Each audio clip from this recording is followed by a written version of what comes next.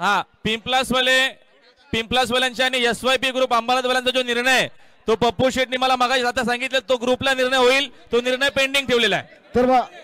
बक्षीस आपण त्यांची थांबवलेली बरोबर ना बक्षीस घेऊन गेलेला आपण बक्षीस घेऊन गेलेला आपण ते परत रिटर्न घेऊन या। आता शरद पंचांनी पेंडिंग ठेवलेली आहे पेंडिंग ठेवलेली बघा शरद पंचांनी बघा आमच्याला बिंदला होता गावदेव पोसरी साईड डावी दोन मध्ये त्याला जोर झाले जय श्रीराम रस्त्याला किशोरानंद पाटील बोलून येवली